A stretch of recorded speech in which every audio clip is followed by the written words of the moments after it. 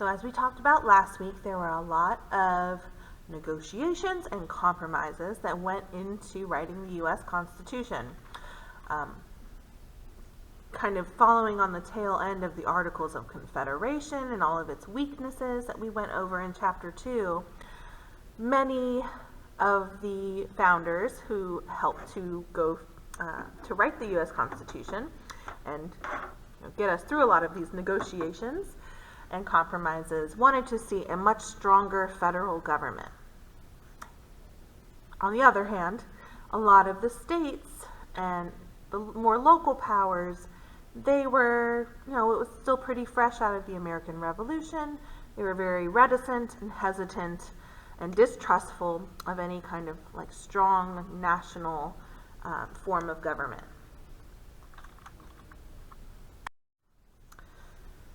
So, what was kind of decided during the writing of our Constitution is that governmental power in our country would be divided in two primary ways. First, national governmental power would be divided between the three branches, our balance of powers between the legislative branch, the executive branch, and the judicial branch. And we would have a federal system of government where power would be distributed between two different levels of government, the national government or the federal government and the subnational or state governments. So defining federalism. Federalism, to put it succinctly, it's an institutional arrangement that creates two autonomous or somewhat independent levels of government, each possessing the capacity to act directly on behalf of the people with the authority granted to it by the national Constitution. So there's kind of 5 structural characteristics that are common to federal systems. And just a little sidebar, the United States is by far not the only federal system of government in the world. There are many different countries that have this kind of system for their government. Brazil, Germany, Mexico, Argentina are just a few. So the first characteristic of a federal system of government is that it will establish 2 levels of government, both levels being elected by the people and each level assigned different functions.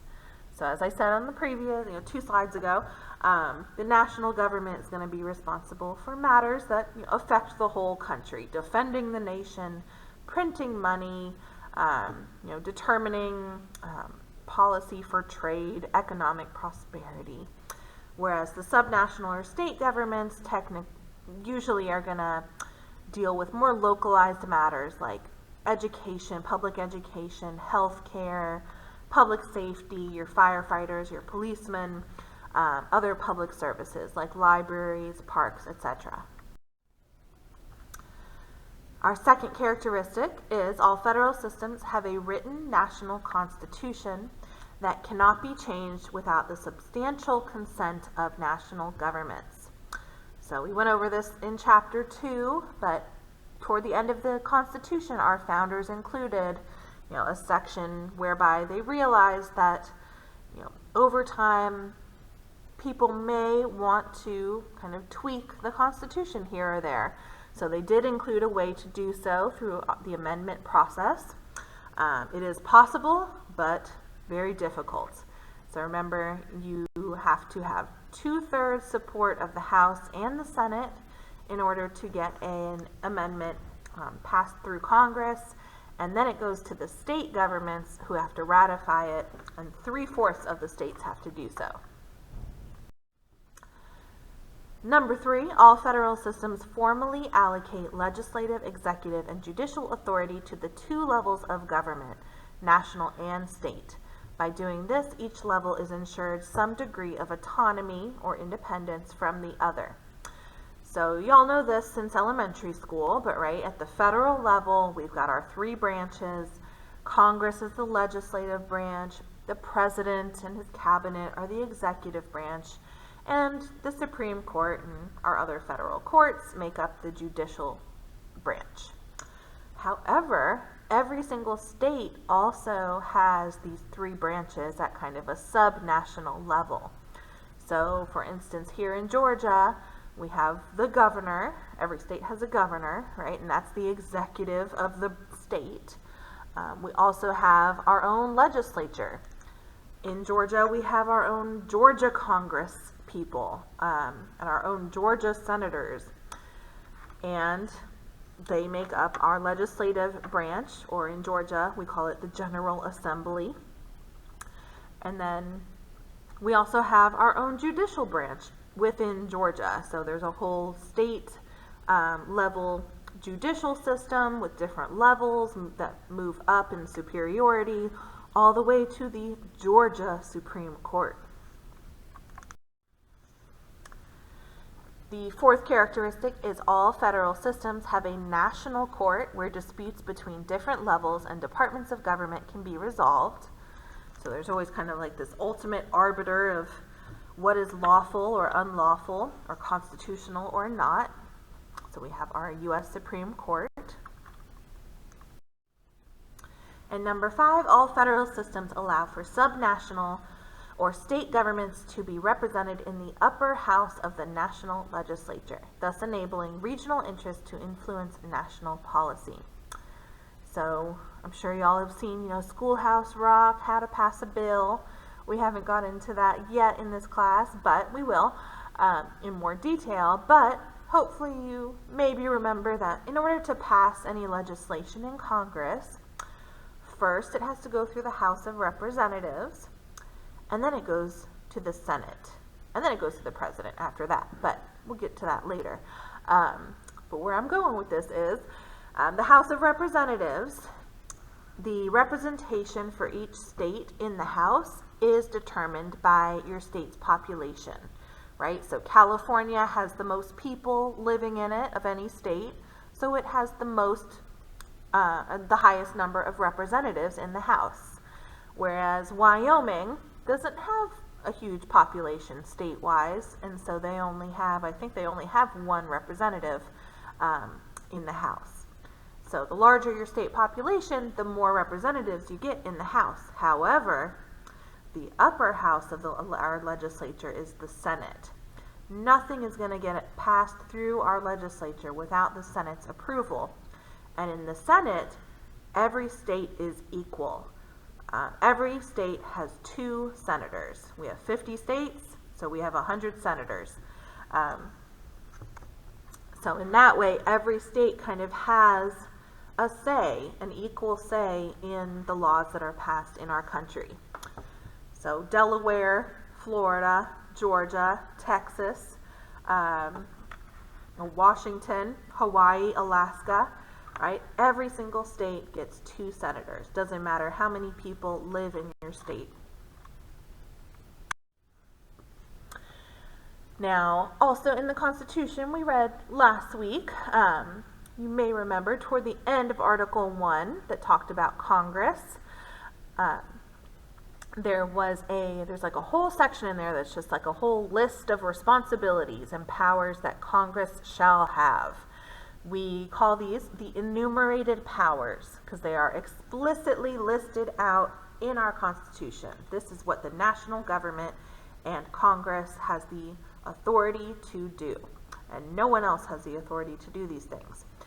So this is just a succinct list here, but provide for the general welfare of the people, impose taxes, borrow money, regulate commerce, protect property rights, declare war, maintain an army, coin money, determine standards for naturalization and immigration, and administer the postal service.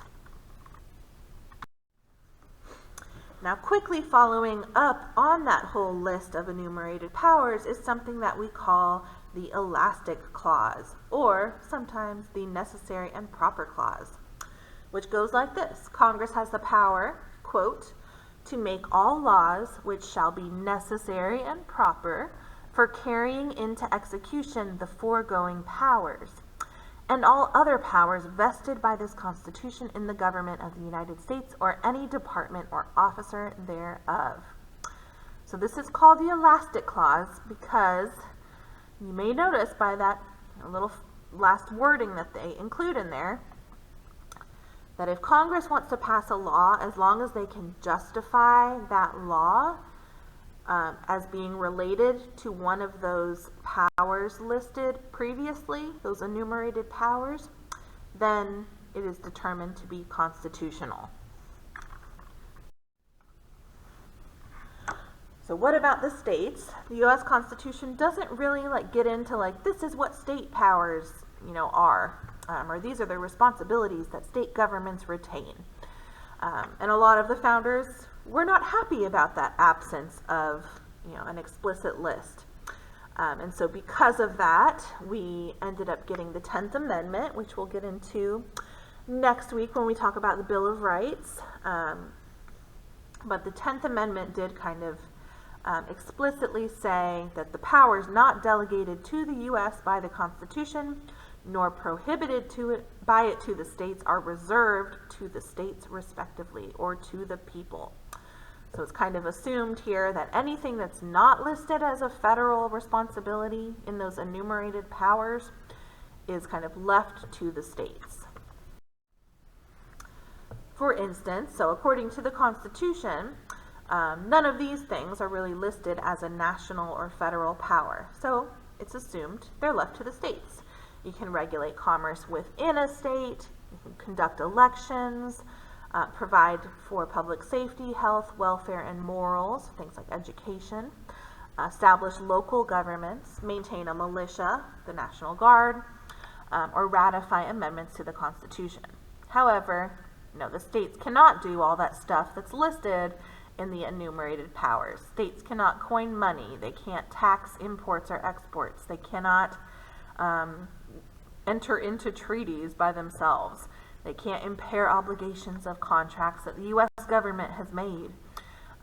And over time, it was decided that states cannot abridge the privileges and rights of citizens or deny due process and equal protection under law.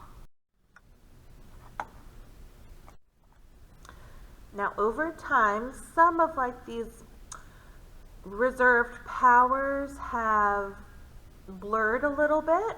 And the national and the state governments have kind of joined forces in many ways when it comes to a lot of these governmental powers or responsibilities, especially in the past, I should change this to say past 100 years, I'd say since the New Deal was passed under FDR, a lot of kind of intermingling of powers and responsibilities has occurred. For instance, think of the American or the Affordable Care Act passed under Obama. That kind of, to a certain extent, created a partnership between federal and state governments when it came to providing health care, safety, think of Homeland Security after 9/11, income security, things like Medicaid and other programs, which we'll get into later, education, welfare to the state residents, etc. These are things that both the federal and the state governments kind of work together to provide.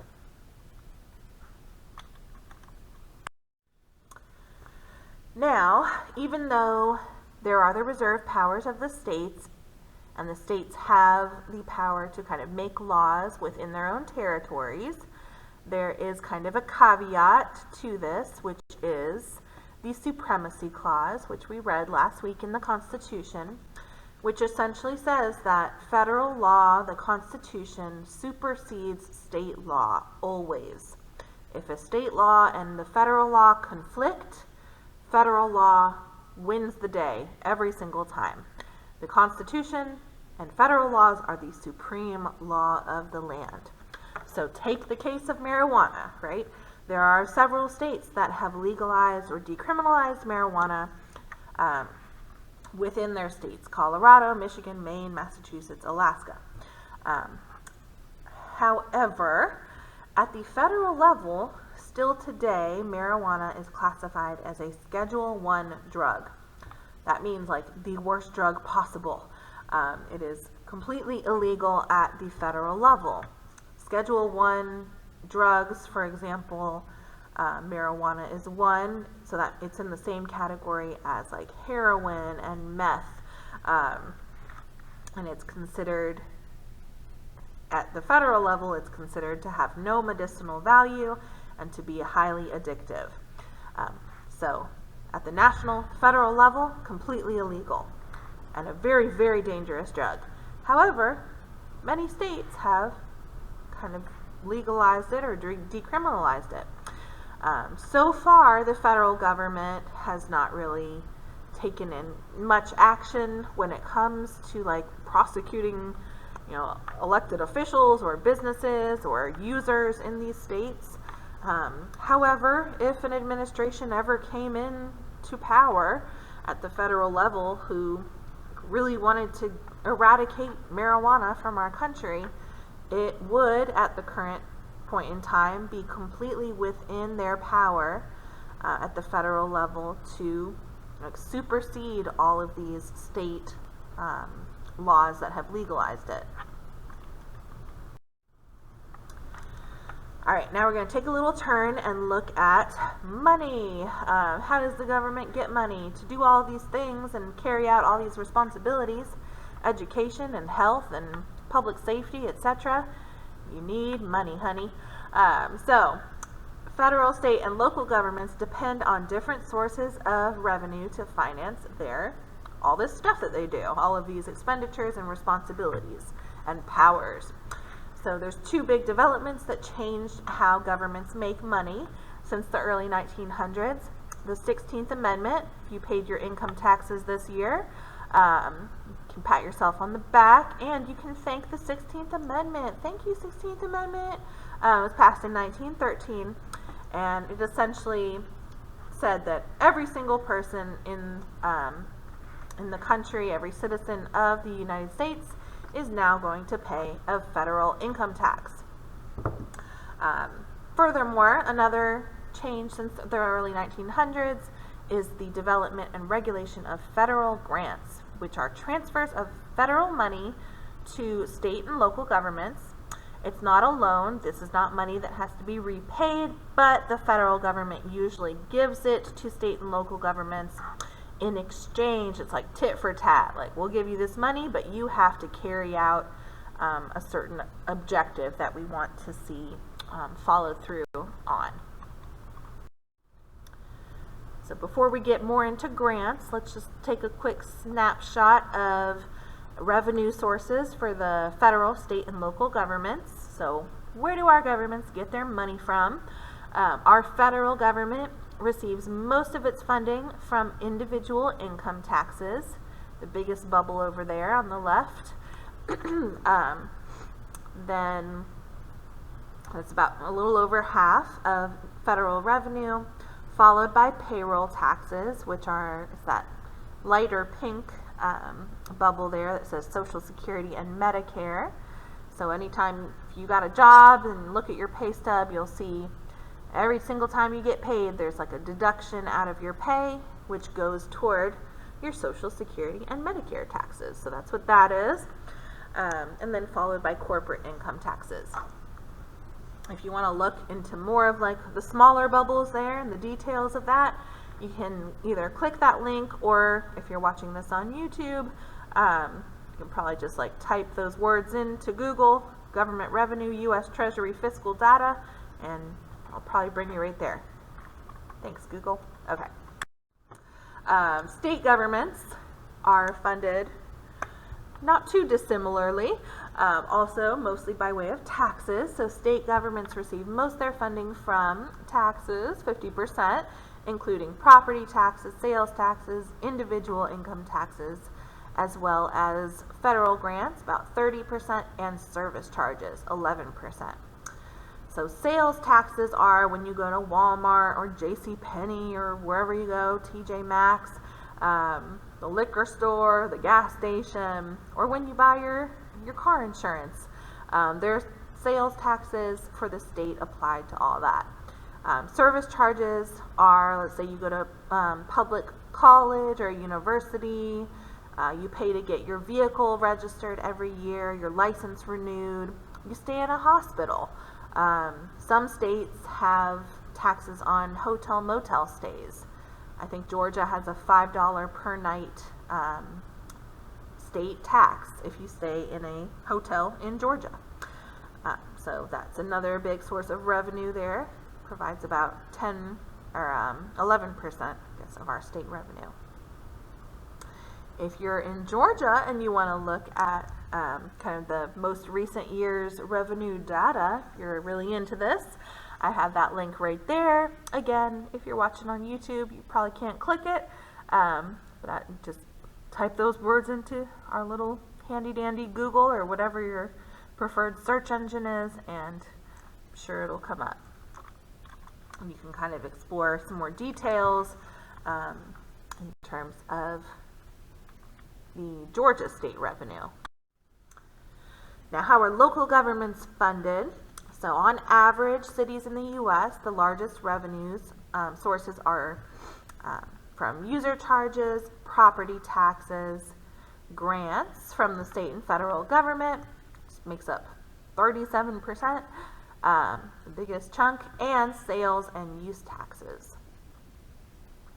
In a lot of cities, if you live in a city, you may know you have to pay your utility bills, and a lot of that goes to the city budget for things like your sewage and waste management, water treatment, parks and rec programs, or other like local hospitals, local colleges, airports, stadiums might also have like a local fee associated with your charges from those institutions. Now, I'm in Muskogee County, Georgia, so I have a snapshot here of Muskogee County's revenue breakdown.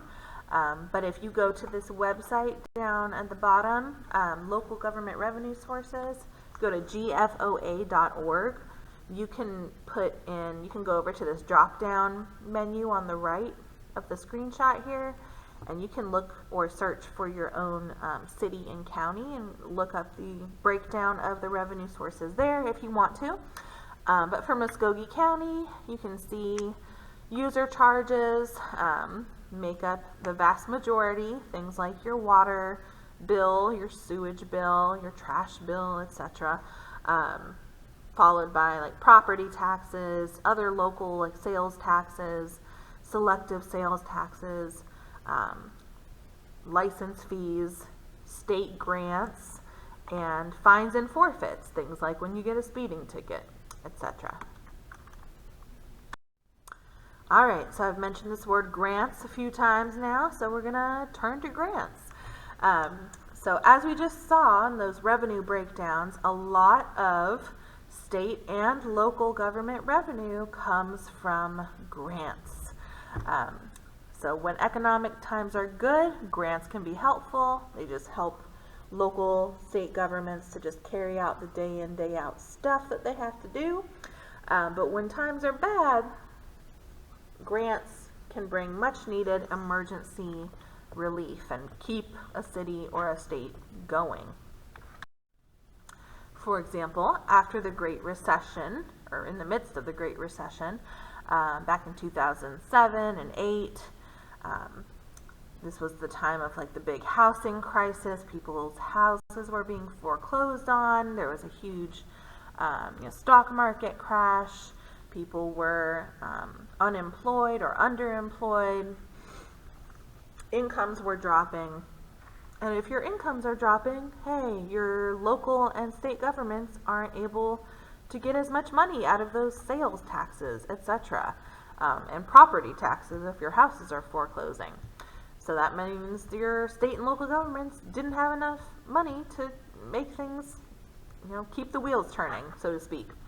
So to offset some of those reduced sources of revenue, federal grants increased by 1/3 during this time period. A big chunk of that came from the American Recovery and Reinvestment Act in 2009, which Obama signed. It was almost $275 billion in grants, contracts, and loans allocated to state and local governments. However, if you received that grant money, you were expected as a state and local government to use it to kind of create jobs, to reinvest it in your local economy, to try and boost, growth, put forth, public works projects, fund welfare programs to help people eat and have a roof over their house, especially if they were going through kind of a bout of unemployment. A more recent example would be during COVID. Y'all might remember COVID. So during COVID, of course, there was increased mortality, sickness, the lockdowns, social distancing. A lot of people lost their jobs because their places of work, didn't make it, or they reduced, the number of employees needed or the number of hours needed. There are high unemployment numbers, high underemployment numbers, virtual work, virtual learning for students. States and local governments needed help. So a lot of grants were passed during COVID. Some of you, if you're a student, you may have heard of like the CARES Act that helped to provide a lot of like schools and universities and colleges across the country with money to kind of help keep things going. But there are a lot of grants and programs offered from the federal government during this time. Funding for COVID tests, PPE, vaccines, nursing homes, hospitals, the VA, K through 12 schools, colleges, nutrition assistance, extended unemployment benefits, and small business assistance. So we looked at how different levels of government make their money or their revenue. We took a little sidebar on grants, but how do the different levels of government spend their money? So here we're going to look at spending instead of taking in. So the federal government spends 83% of its budget on these programs right here: Social Security, interest on the national debt, Medicare, Medicaid, the Children's Health Insurance Program, defense and income security programs. The remaining 17% of the budget goes to all of these other things: veterans benefits, education, job training, transportation, housing, community, international affairs, energy, environment, science, food, and agriculture. And if you want to dig a little bit deeper into those numbers, you can either click the link if that's possible, or type those words right there in the bottom into your preferred search engine. Now, state governments spend most of their money on public welfare, health care, food assistance, and income support, followed by education. That's the vast majority right there for state budgets. And that's kind of followed up by highways and hospitals. And then you can see some other categories over there on that chart to the left. Local governments spend most of their budgets on education, your local K through 12 schools, your utilities, of course, water, sewage, electricity, and public safety, fire and police departments. So we talked about grants, but we're also going to introduce another term here. So the national government can achieve its objectives and make states, or try to make state and local governments participate in achieving those objectives via two routes of action. Number one, we already talked about these, are grants. These are positive financial inducements to get states to work towards selected national goals. You may have you ever heard of the carrot and the stick approach? Let's say you're a little kid and you love carrots, okay? And your parents want you to clean your room. And they're like, I'll give you 4 carrots if you clean your room. So it's like a reward. Like, if you do this thing I want you to do, ooh, you'll get some carrots. Ooh, yay. Does it come with ranch? Awesome, I'm in. Okay, so that's the carrot approach. The unfunded mandates, on the other hand, is the stick approach. This is when the government imposes a national requirement on state and local governments, backed by a threat of penalties if you don't comply. And usually they don't give you any money to comply. You just kind of have to do it. So they call this the stick approach. So if you don't want to clean your room, you get a spanking, a punishment instead of a reward. All right, so back to grants. So back in the day, our country was still being explored. There was so much land out to the west that was still being claimed and conquered, and stolen, perhaps. So the national government back in the day tended to use land grants to try to get states to comply with the objectives they wanted to achieve. So there were millions of acres, of course, of unclaimed land, so to speak, asterisk on that. But a lot of that federal land was donated to state governments for free, essentially, to support the construction of roads and railroads and infrastructure and bridges and canals. All this stuff didn't exist way back when, right? Somebody built it at some point before we were here. A lot of college campuses and universities across the country are also what we call land grant institutions. Our federal government wanted to make sure that they had a nice, educated populace, and they wanted to make sure we had, the best colleges in the world. So they granted a lot of states kind of free land in exchange for making sure that a college or university was built on that land. Here's a little screenshot. It's a little blurry, but these are all of the land grant colleges located in the country. If you're in Georgia like me, the University of Georgia and Fort Valley State University are land grant colleges. In Alabama, you got Auburn, Tuskegee in Florida, UF, and Florida A&M. And y'all can kind of see there's I think there's at least one in every state.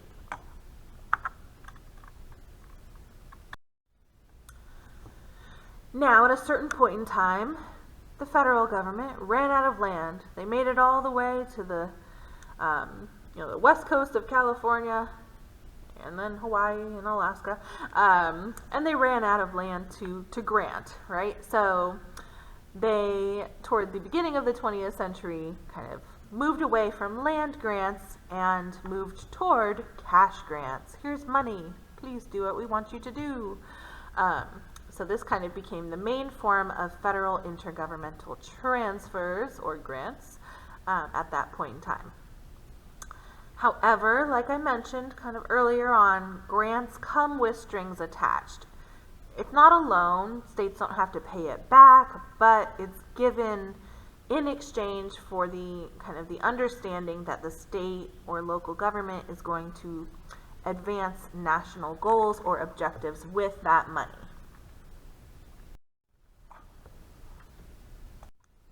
So there are two types of grants. First, we'll look at categorical grants.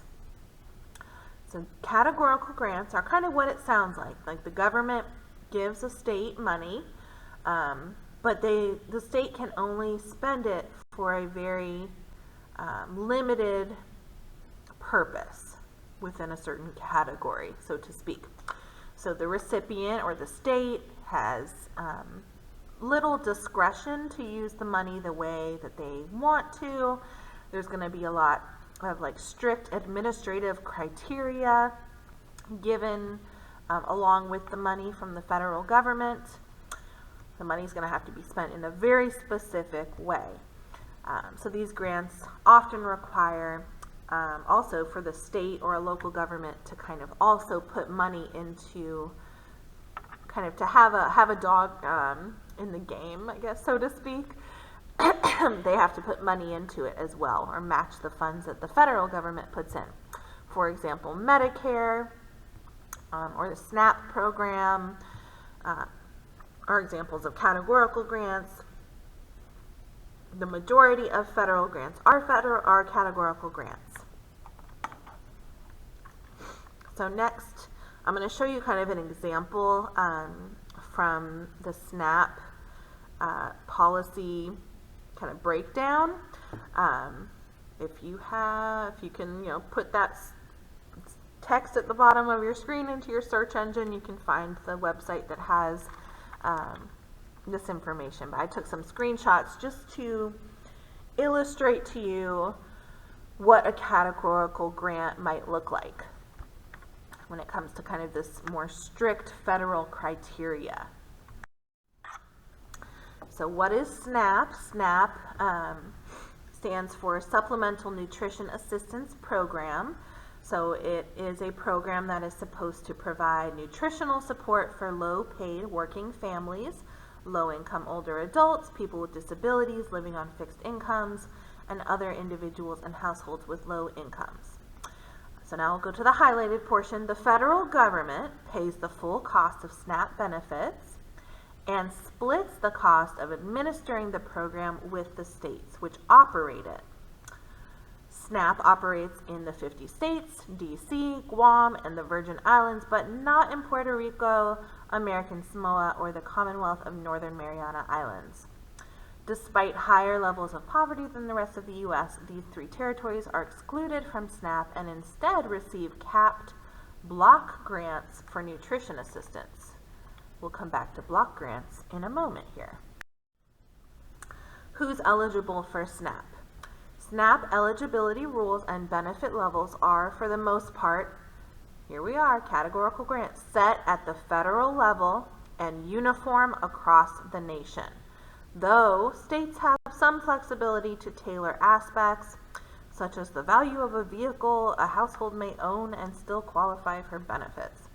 To qualify for SNAP benefits under federal rules, a household must meet 3 criteria, although states have a little bit of flexibility to adjust these limits. I'm not going to read all that to you. If you want to read it, go ahead and pause the video, and you can. But you can see there's very specific percentages, numbers, income levels that the federal government has set. And the states don't have a lot of leeway to work around that. Those are just some screenshots to show you.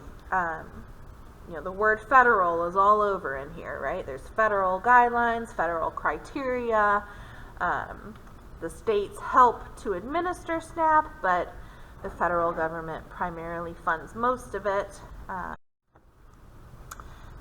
Now, one of those screenshots I just showed you said that, for instance, Puerto Rico is excluded from SNAP as a categorical grant.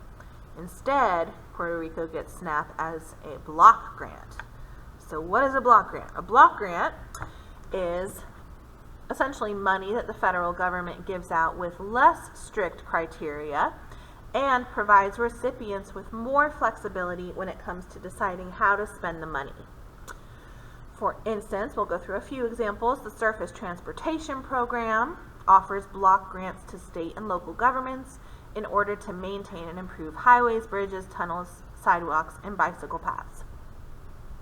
So a block grant is going to be a little different. The federal government is just going to kind of give a lump sum of money to a state or a local government, and it's going to be more broad. They're just going to say, spend it on improving your surface infrastructure. But the state and the local government probably knows what roads, what bridges, what highways they want to fix. So the federal government's not going to get all up in the weeds of we want you to fix this specific bridge right here. They'll just give the money and say, hey, just make sure you're spending it on this broad purpose, improving surface infrastructure, and you're good to go. A lot of block grants are championed for cost-cutting effects by conservatives because, well, I'll go into detail in a second, but because the funds are capped. It's like a lump sum of money. The government writes you a check essentially up front and says, there you go, that's all you get. Now you figure out how you want to spend it over a certain amount of time. So for example, every eligible SNAP applicant, the federal government is going to continue writing another check. They'll send more money to a state to cover the program's cost for every SNAP applicant that's accepted. However, if SNAP were a block grant, instead the federal government would decide, like maybe once a year, maybe twice or 4 times a year, they would set a certain amount of money that each state or territory would get, and that's it. The state would have to decide how to allocate that money for a certain amount of time.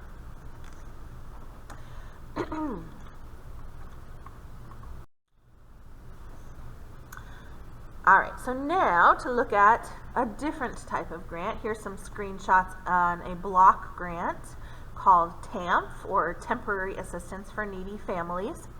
If you go to sam.gov, you can look up just about any grant that the government has to offer. So you can go there and get to the search engine and type in TAMF if you want to look at where I got this from. So TAMF, let's see here, objectives: to provide grants to states and DC, territories, and Indian tribes to assist needy families with children so that children can be cared for in their own homes or in the homes of relatives, and the dependence of needy parents on government benefits by promoting job preparation, work, and marriage, prevent and reduce the incidence of out-of-wedlock pregnancies, and encourage the formation and maintenance of 2-parent families. So that is like the general purpose that the federal sets out for TAMF. It's like, we're going to give you this money, states, and these are the things that you should spend it on, okay? Let's see, range and average of financial assistance. The range of grants is anywhere between like $77,000 to $3 billion. Fiscal year 2024, it's projected that grants from TAMF will be made to pretty much all 50 states, DC, 3 territories, and 75 tribes. Oh, just a little doubling up there of that first screenshot. Credentials and documentation. So federal funds go to the state, the District of Columbia, territory, or tribal agency certified by the CEO. Needy families must meet state or tribal eligibility requirements. All right, so are you already seeing a contrast between, SNAP and TAMF? There's nothing here about federal eligibility, all those different percentages and income levels and numbers. No, the states or your tribes or territories are going to set the eligibility requirements now. Length and time phasing of assistance. States and Indian tribes are awarded their assistance grants in quarterly payments.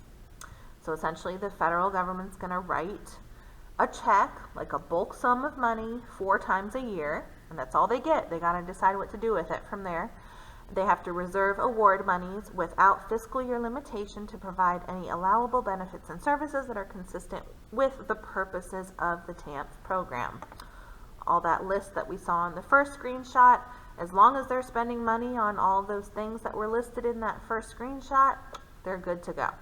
With certain exceptions, most families are limited to no more than 5 years of assistance under the federal grant. So that's kind of the one little federal rule they put in there, is like, limit it to 5 years, but there is some flexibility in that. Use of assistance. States, territories, DC, and federally recognized Indian tribes operating their own TAMF programs have flexibility to use awarded funds in any manner that meets the purposes of the program. Again, a lot more kind of open-ended.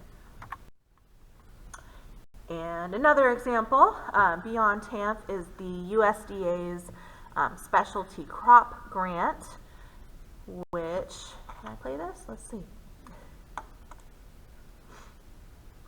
The Specialty Crop Block Grant Program offers federal funding to state departments of agriculture to support the specialty crop industry. Applicants must apply through state departments of agriculture and could be producer groups, trade associations, nonprofits, or colleges and universities. Grants should focus on improving marketing, training, certifications, food safety, and pest control and plant health for specialty crops, including fruits, vegetables, tree nuts, plants, and/or flowers. Each state or U.S. territory manages its own competitive grant process. Projects should be sustainable and have a measurable impact. Interested in the Specialty Crop Block Grant Program? Reach out to your State Department of Agriculture for more information. Okay, so if you may have noticed from that video, it's like the U.S. government, the USDA, they will give you money, a block grant, a specific amount of money, as long as you're using it for those broad purposes. Whatever your specialty crop is, it's going to be different whether you're in Hawaii or Montana or California or New York or Idaho, right? Then you, as a state or a university or a local government, decide how you want to invest in that specialty crop. So the government will give you kind of a lump sum of money as long as you're using it to promote kind of food safety, education, training, all that other stuff that they listed, then you are good to go. But it's much more open-ended.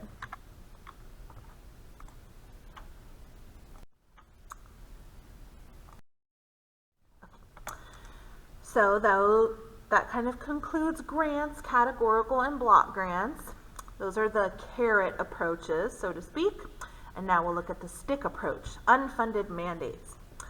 Or sometimes it's called coercive federalism. This is when the federal government passes laws or regulations that impose obligations on state and local governments, but it doesn't give the state and local governments money necessarily, any or some, money to help them implement the new laws or regulations. So mandates allow the federal government to fulfill its national priorities while passing most of the cost to the states, which of course the states don't appreciate very much. And the stick approach, of course, means that failure of state and local officials to comply with unfunded mandates may result in civil and criminal penalties, suspension of grant money going forward until compliance is reached, or fines. Two kind of historical examples of unfunded mandates: the Civil Rights Act of 1964, of course, authorized the federal government to withhold federal grant money, as well as file lawsuits against any state or locality that practiced racial discrimination. And the Clean Air Act of 1970 was implemented by the EPA, and it set a lot of regulatory standards for air quality, instructed states to design their own implementation plans to achieve those standards, and if a state or local government was not in compliance, the EPA could sanction them or even take over enforcement of the air quality in the area.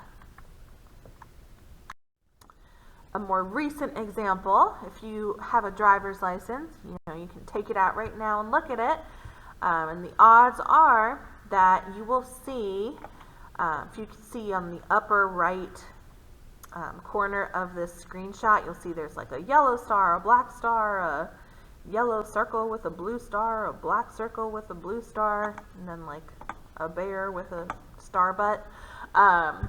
So depending on what state you're in, your license will have one of those symbols on it. Like this New Jersey one has that yellow star, little yellow circle with a star imprint.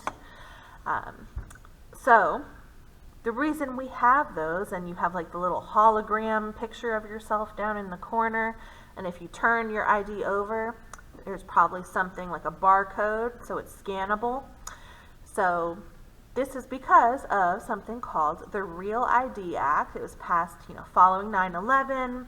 A lot of security concerns, Homeland Security wanted to strengthen security, particularly at airports. So the Real ID Act was passed in 2005. However, it was an unfunded mandate. So So the Real ID Act required that driver's licenses and state-issued IDs would contain standardized anti-fraud security features, specific data, and machine-readable technology. The IDs are going to be the only acceptable IDs shown at U.S. airports or federal facilities. However, all of this cost is to be covered by the states. So the cost of reissuing driver's licenses, implementing all this identity verification procedures, redesigning IDs, it cost each state about $11 billion. And the federal government only reimbursed states with a very small fraction of that. The original deadline that the federal government set for states was supposed to be 2008. Remember, it was passed in 2005. However, that deadline was extended many, many times. It actually is not even in effect yet. So here's the timeline of when the Real ID Act was implemented in the states and territories. The very last territory to become compliant was American Samoa in 2024, almost 20 years after the original bill was passed. And this isn't really going to go into effect until May 7th, 2025. And at that point, if you do not have a Real ID yet, you won't be allowed to enter any federal building or get clearance at an airport in the United States. So if you're looking at your ID and you haven't renewed it recently, make sure, and you want to fly an airplane or go somewhere, then you might want to make sure you do that before May 7th, 2025. All right, so now we're going to turn to the second half of this lecture here, the evolution of American federalism. So the Constitution, of course, kind of where we started out today, it sketches out a broad framework for how the federal and state government powers are going to be balanced out together. Of course, there's no handbook of standard operating procedures that specifically says, states do this, federal governments do this, other than those enumerated powers in the Constitution in Article 1. So over time, there's been kind of ebbs and flows in terms of like how the state and federal governments have worked together or not worked together.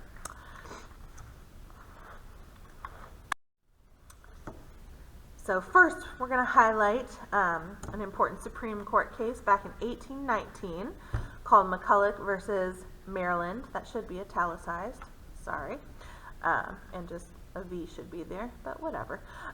This isn't law school. So McCulloch versus Maryland, 1819, is a landmark Supreme Court case that asserted national supremacy over state sovereignty. So what happened was, in 1816, you may have heard of this guy, James Madison. He created the Second Bank of the United States. This was a national, publicly chartered bank. If you've heard of the Federal Reserve that we have today, it was kind of like the Federal Reserve of its day. So the Second Bank of the U.S., created by James Madison, and a lot of states were not cool with a federal bank. They wanted banks to be more localized, each state to have its own kind of like bank for monetary security. So, an employee of the Baltimore chapter of the Second Bank of the U.S. refused to pay Maryland. The state of Maryland had an out-of-state tax on chartered banks. This went all the way up to the Supreme Court because James McCulloch, the employee of Baltimore chapter of the Second Bank of the U.S., said, I'm not really an out-of-state bank, though. I mean, we are a federal bank. We supersede you, Maryland, with your out-of-state tax. So it went all the way to the Supreme Court and raised two big questions. Number one, did Congress have authority to charter a national bank in the first place? And number two, were states allowed to tax federal property? So John Marshall, you may have heard of him, pretty renowned Chief Justice in our court's history. he argued that Congress could and should create a national bank, even though it's not listed in those enumerated powers. And he used that elastic clause, or that necessary and proper clause, to justify this. So he said, he ruled against Maryland and said that creating a national bank was appropriate for the national government to do because it was necessary and proper, considering the enumerated powers of regulating interstate commerce, collecting taxes, and borrowing money. So this kind of put forth this tradition in the court called the doctrine of implied powers, which granted Congress a vast source of discretionary power to achieve its constitutional responsibilities. All right, now the second issue, could a state tax federal government property? Was it okay for Maryland to try to tax Mr. McCulloch as an out-of-state bank when it was really a federal bank? The court referred to the supremacy clause here, saying that Maryland's action violated national supremacy, that federal laws are the supreme law of the land, and the federal bank is the supreme bank of the land, right? So the ruling established the principle of national supremacy, prohibited states from meddling in the lawful activities of the national government. All right, then another important little Supreme Court case here, 1824 Gibbons versus Ogden, kind of reinforced the previous ruling for federal powers. So this one had to do with the interpretation of the Commerce Clause from the institution. So this guy Ogden, he had a license from the states. He had an exclusive license at the state level to operate steamboats between New York and New Jersey. However, this other guy, Thomas Gibbons, had an exclusive license from the federal government to operate ferries in the same area. So they both had licenses. Ogden's was granted from the state level. Gibbons was granted from the federal level. And they were both like, get out of my area. And then they took it to court. Whose license wins the day here? So Gibbons, the guy with the federal license, lost his case in the New York courts, but he brought it all the way up to the U.S. Supreme Court. And the Supreme Court, what did they say? First, they interpreted the Interstate Commerce Clause in the Constitution to broadly mean commercial intercourse among the states, and that meant that Congress was allowed to regulate navigation rather than the states. Second, the Commerce Clause from the Constitution gave Congress the right to regulate coastal commerce as an extension of interstate and international commerce, and the court ruled in favor of the federal government. Federal law overruled New York's authority to issue Ogden an exclusive steamboat operating license. John Marshall again, there he is. He said the acts of New York must yield to the law of Congress. So Gibbons' exclusive license from the federal government won the day. All right, this brings us to the Civil War, the ultimate showdown between federal and state authority. 1860, of course, Lincoln was elected President of the United States, and his election led to the secession of 11 southern states. 1863, President Lincoln issues the Emancipation Proclamation, freeing all slaves in the rebellious states. And then we had a whole Civil War over it. The defeat of the Southern Confederacy at the end of the Civil War had a monumental impact on the balance of power between the states and the national government. The Union victory put an end to the right of states to secede and challenge legitimate national laws, and Congress imposed several conditions for readmitting the former Confederate states into the Union, among them ratification of the 14th and 15th Amendments, which we will get way more into in Chapter 5. So post-Civil War, we kind of have four broad eras of federalism. So we'll go through each of these here. The first one we are going to call the era of dual federalism, which kind of, like, we had just come out of this bloody, brutal war. Everyone was kind of like, can we just, like, simmer down, let's stay in our areas for a while, you know, let's try and keep the peace for a little bit, please. So we had this era of dual federalism where the states and the national government tried to just kind of stay in their lane, to exercise exclusive authority in distinctly different spheres of jurisdiction. They're like, you do this, we'll do this, leave us alone. In other words, the powers of the federal government and the powers of state governments were very clearly defined. There weren't very many concurrent powers going on at this time. So two factors contributed to this emergence of dual federalism. A lot of Supreme Court rulings started to block attempts for state and federal governments to step outside their constitutional kind of jurisdictional boundaries. And the prevailing economic philosophy at the time, laissez-faire economics, also really didn't like the idea of, like, the government getting involved in business and private enterprise and industry. Which also kind of undergirded the strength of dual federalism. So that kind of lasted for a bit until we got into the Great Depression during the 1930s. Of course, you know, incredible economic hardship, unemployment, food insecurity, you know, losing homes, etc. So 1929 and 1933, national unemployment rate reached 25%. Industrial output dropped 50%, stock market assets lost more than half their value, thousands of banks got run out of business, and the GDP shrunk by 25%. It's not a great period of time.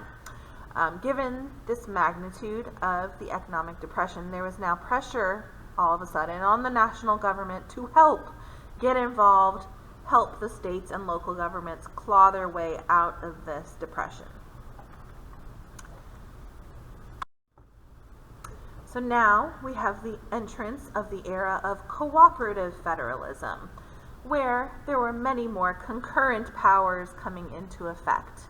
The federal government was helping the state governments, the local governments, the state governments were helping the local governments, etc. So all levels were trying to dig out of this problem together. And a lot of this was ushered in, as I said, kind of on the beginning of this lecture, by FDR and a lot of his New Deal programs to help recover from the Great Depression. In the beginning, the Supreme Court was kind of still stuck in a mentality of dual federalism, and they were striking down a lot of his New Deal initiatives, saying, no, those are state powers. But eventually, FDR won the day by way of lots of threats, honestly. And the Supreme Court eventually kind of came to his side and allowed for a lot of his programs to go forward. For example, there was a case in the Supreme Court called National Labor Relations Board versus Jones and Laughlin Steel. That should be italicized. Sorry to all you lawyers out there. It paved the way for this era of cooperative federalism. So FDR in 1935 passed something called the National Labor Relations Act, which was all about, kind of instituting unionization and worker organization in the country. It was supposed to give workers rights, or guarantee workers rights, gave workers the right to organize, unionize, collectively bargain. However, there was this factory, Jones and Laughlin Steel, which fired a lot of its employees after they tried to form a union. The federal government insisted that they rehire the workers, and Laughlin Steel said, no, we will not rehire them. So the national government essentially took this company to the Supreme Court And in 1937, the Supreme Court sided with the federal government, said that the National Labor Relations Act was constitutional, and they interpreted the Commerce Clause to mean that the national government had the power to regulate both manufacturing and labor management relations. Again, the reason that can be interpreted that way is because of the elastic clause, or the necessary and proper clause. So another kind of expansion of this era of cooperative federalism came under the presidency of LBJ during the 60s. So you can thank LBJ for all of his great society programs. We'll get into that in chapter 16. But to put it in a nutshell, all of the following things were passed under LBJ: Medicaid, Medicare, school nutrition programs, Elementary and Secondary Education Act, the Higher Education Act, Head Start preschool programs, Clean Air Act, the Highway Safety Act, Fair Packaging and Labeling Act, other environmental consumer protections, urban renewal programs, public housing development, affordable housing funding, Civil Rights Act, the Voting Rights Act. All of these things were passed under LBJ, which put a lot of power into, all of these programs put a lot of power into the federal government. All right, so this era of cooperative federalism didn't only see an expansion of federal powers, it was also an era of deepening coordination between the states and the federal government. So a lot of concurrent powers kind of coming into effect here. A lot of those social welfare programs that were introduced under FDR and Johnson were administered and to an extent funded by both the states and the federal governments. And politics during this era became more and more nationalized. We started to look more so to the president as like this figurehead, rather than looking to our governor or our local congressperson. And I'd say that era of nationalized politics is still in effect today.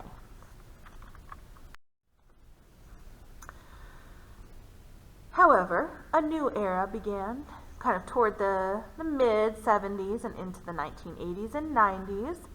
And this is kind of ushered in by, like, to an extent, Nixon and then Reagan and their philosophies on government and big government. For instance, this quote from Reagan: "The best view of big government is in the rearview mirror as we leave it behind." So we call this era New Federalism, and it kind of wanted to go back, kind of undo all of that expansion of the federal government that happened under FDR and Johnson. So the idea was to decentralize policies, and it was argued that this would, improve efficiency, reduce spending, and improve outcomes. So Nixon and Reagan really popularized this philosophy of new federalism. They wanted to reverse a lot of the nationalization that had happened over the past 50, 60 years. And they wanted to reawaken the national government's authority, or weaken, the national government's authority and reallocate powers back to the states.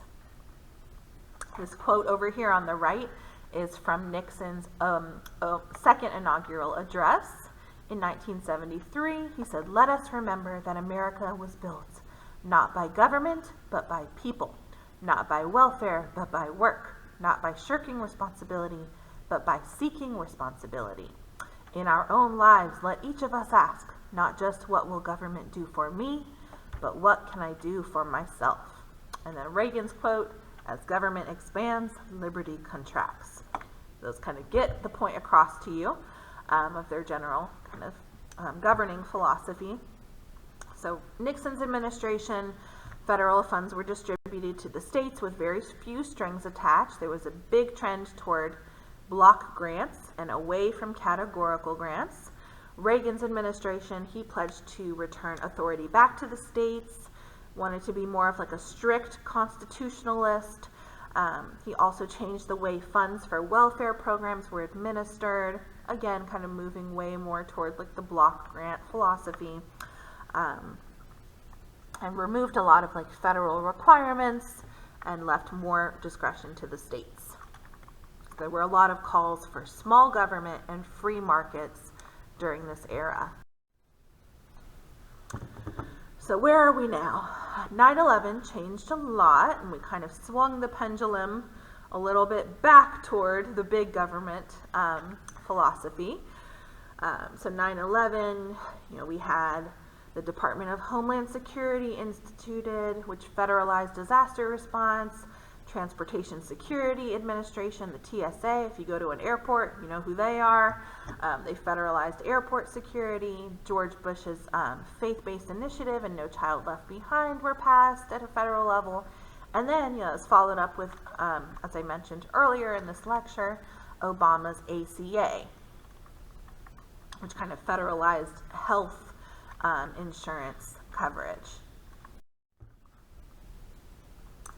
So today we're going to call our current era competitive federalism.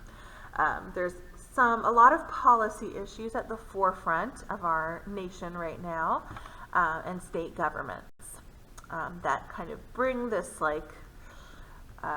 tug of war, let's say, between state and federal powers to the fore. So there's lots of interest groups depending on what issue we're looking at, whether it's abortion, gun control, alcohol, drug policy, immigration, gay marriage, LGBTQ plus rights. And a lot of this is kind of illustrative of these tugs and pulls between state and federal legislation. So 2 examples here: immigration policy or marriage equality. They had not really been, for most of our history, the subject of much contention between the states and federal powers until pretty recently. Prior to this, it was widely understood that the federal government had power to handle immigration, naturalization, it's an enumerated power, and the states were generally held to have the power to determine what marriages would be legal or not in their state borders as a reserved power. However, both levels of government today, state and federal, seem to be playing a role in these policy areas. For instance, immigration federalism describes the gradual movement of states into the immigration policy domain. A lot of states have asserted a right to make their own immigration policies at their own borders, like Arizona. Some states argue it's within their authority to restrict illegal immigrants' access to education, healthcare, welfare. 2005, 25 states enacted 39 laws related to immigration. In 2018, there were over 175 laws, 222 resolutions passed related to immigration at the local or state level. And more recently, in 2024, and actually not even halfway through 2024, there were already 200 immigration-related bills in state legislatures. Arizona got a lot of coverage in the 2010 area of time for their immigration policies that they were putting forth. They got a lot of news coverage for their Senate Bill 1070, which enforced a policy of attrition by enforcement, which basically meant the state wanted to make it so hard on illegal immigrants to live in the state that they would want to leave or return to their native country. So some of the stipulations in that were, it stated it was a state crime to reside in the U.S. without legal permission, not just a federal crime, but now a state crime. It was a state crime to work in the U.S. without legal permission. Law enforcement officers in Arizona were now allowed to verify legal status of all individuals who were arrested or detained, and law enforcement officers could arrest individuals without a warrant based on probable cause of unlawful presence. So if they just saw you and just thought you were an illegal immigrant, they could just arrest you and take you off. Now the federal government filed lawsuit against that bill and brought it to the Supreme Court in 2012, Arizona versus United States, should be italicized. It was ruled that the federal government was the supreme law of the land, supremacy clause, when it came to immigration policy, and it struck down most of those provisions in Arizona's law, except they left one of those intact. Another example has to do with marriage legislation. If you go straight back to the Constitution, an originalist kind of interpretation would assume that marriage is a reserved power. Nowhere in the Constitution does it say, the federal government has the power to legislate marriages. So it was always assumed to be, that is a reserved power of each state. This started to change under Clinton when he passed DOMA, the Defense of Marriage Act. It allowed states to choose whether or not they wanted to recognize same-sex marriages. However, at a federal level, it still defined marriage as a union between a man and a woman. And so if you worked for the federal government or something, you still could not get benefits as a married couple. However, in 1997, over half of states had passed statewide bans on same-sex marriages. Only about 7 years later, Massachusetts became the first state to recognize same-sex marriages, and that was followed by 36 more states plus Washington, D.C. between 2004 and 2015.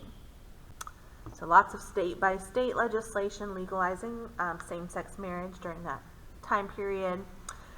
And then also happening during this time, there were two pretty big Supreme Court cases going on, U.S. Windsor and Obergefell-Hodges. U.S. versus Windsor, 2013. Woman named Edith Windsor and Thea Spear were married in Canada in 2007, where gay marriage was allowed and legal. Then they returned to New York, where they lived and where their same-sex marriage was considered legal and recognized by the state. However, when Thea passed away in 2009, she left her estate to Edith. When Edith Windsor claimed the federal tax exemption for surviving spouses, she was denied the exemption because of DOMA, that Bill Clinton law that we just went over, and said that the federal government only recognized marriages between a man and a woman. Windsor brought the case to the Supreme Court, and the Supreme Court ruled that the federal government had no authority to define marriage and that such authority was traditionally left to the states. However, that interpretation was reversed 2 years later in Obergefell versus Hodges.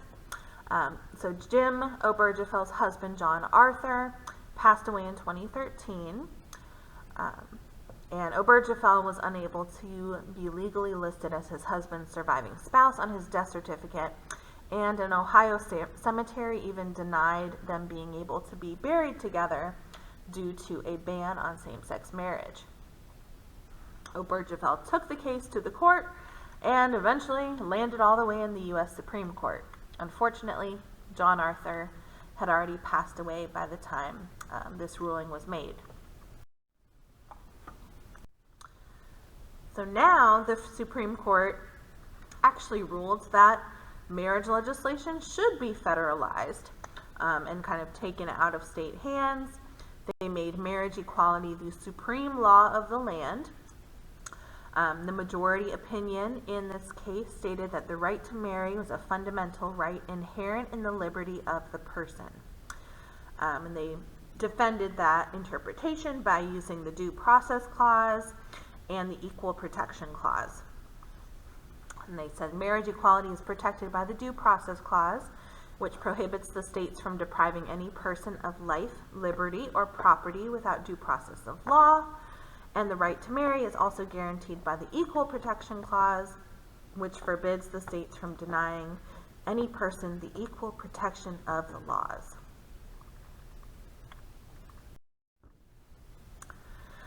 So, as these two examples, immigration and marriage policy, show us, there's a lot of constitutional disputes between who has the power, states, federal governments, who supersedes who can make laws concerning what. And the state and the federal governments are kind of in this contentious battle, competitive federalism, over a lot of really major issues in our society right now. And a lot of this is kind of left to the courts to decide.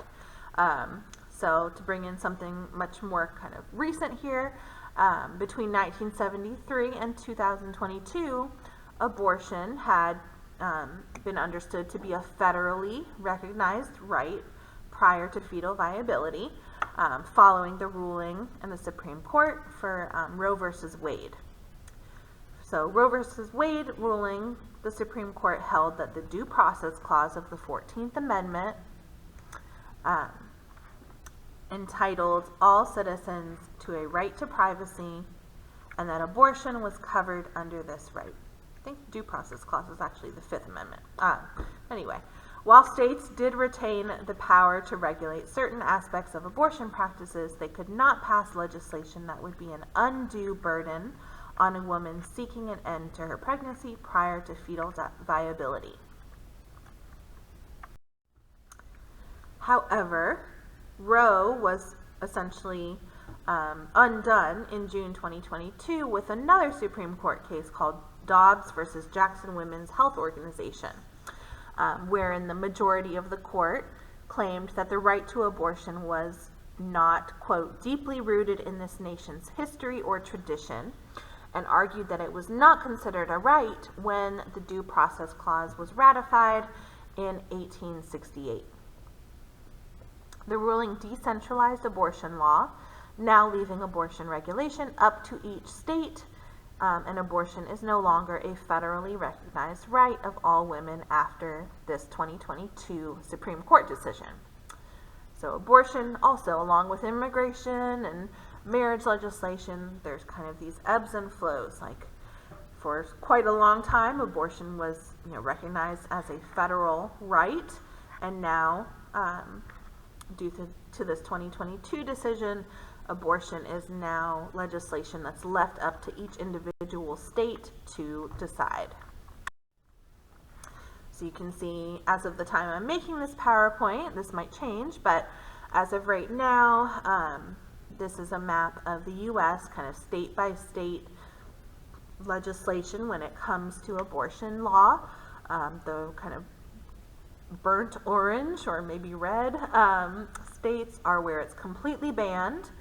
The blue states are where it's completely legal, and the, tan looking states are where it's legal but within limitations. So you can get an abortion, but it has to be within 6 to 18 weeks of the pregnancy.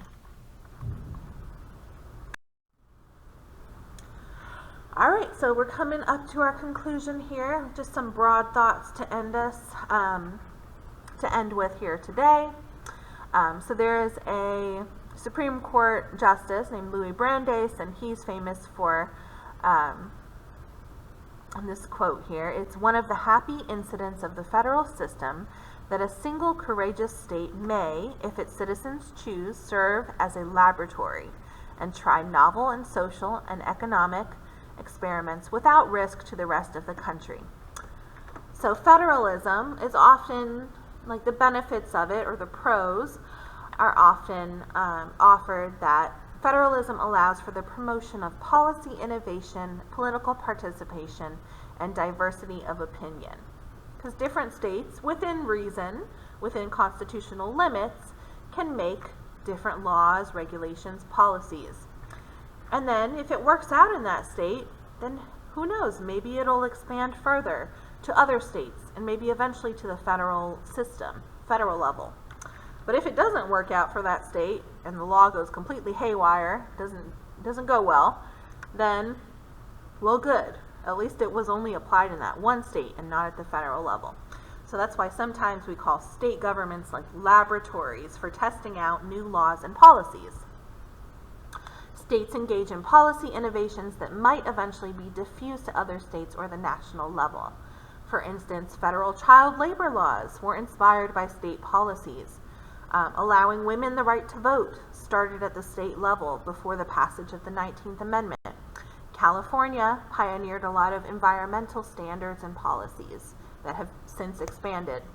The health insurance exchanges in Connecticut, Rhode Island, Washington, Kentucky served as kind of the model for Obama's Affordable Care Act. Another advantage is that we have these two levels of government with which we as citizens can engage. You know, if the federal government seems really far away from us and we don't even know where to get started with trying to affect it or influence it, well, we have our local government, we have our state government, we have these more immediate levels of government that we can try to change and maybe see kind of affect our power as citizens more immediately. Also, federalism and our system of checks and balances prevents the federal government from imposing uniform policies across the country. States and localities can address policy issues based on more local needs and interests, and there's lots of varying policies across our country when it comes to access to abortion, distribution of alcohol, gun control, social welfare benefits. So those are some of maybe the pros, the benefits. There's also some drawbacks that are mentioned when we talk about federalism. For instance, if you just look at like a state-by-state breakdown of like median income levels, there's some pretty stark differences. Different states have different resources to work with, right? So if you have wealthier people living in your state, you might be able to provide, you know, better more benefits for your state citizens. For instance, Massachusetts has the highest median income in our country, a little below 61,000 median income, whereas Mississippi's median income is 37.5. And when your residents have different levels of income like that, there are repercussions, right? Because if your residents make less money, then there's less money going into your state and local tax systems. And as we went over toward the beginning of this chapter, your state and local revenue also turns around and funds things like your hospitals and your schools and your utility services. So this can lead to a lot of disparities in school funding across the states. For instance, New York spends about $30,000 per student for their elementary and secondary education, whereas Utah only spends like $9,500. In addition, healthcare access, cost, and quality can vary accordingly. Another drawback that's sometimes mentioned is the race to the bottom strategy, where a state might want to attract business interests. You know, you want to get jobs into your state and get, you know, big companies like Amazon or Apple or whoever coming in. And sometimes states might like cut their regulations or weaken their labor laws, etc., in order to attract companies and business growth, which could be good in one way, but it could also lead to like social costs on the other hand. If a state reduces payroll taxes for employers, for instance, the state may end up with an underfunded unemployment insurance program as a result. Federalism can also make it more difficult to take on big national issues. Like we saw with FDR, when he first started putting in his New Deal programs, the Supreme Court kept striking down a lot of his initiatives when they were first starting out. Same thing happened with Obama's Affordable Care Act, was met with so many challenges in the court, and a lot of states did not want to implement it. And then in 2013, there was a big case, Shelby versus Holder, brought by Shelby County, Alabama, which essentially challenged the Voting Rights Act of 1965, and Alabama won.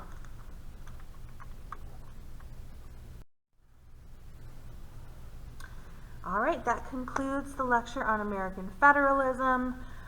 We talked about, you know, the compromises between state and federal powers over time, talked about the necessary and proper clause, about categorical grants and block grants, land grants, cash grants, and unfunded mandates, and then we went through this historical overview of these 4 eras of federalism in our country, bringing us to today's day and age of competitive federalism, which is still alive and well and kicking. So we shall see how long this era lasts or what era is to come.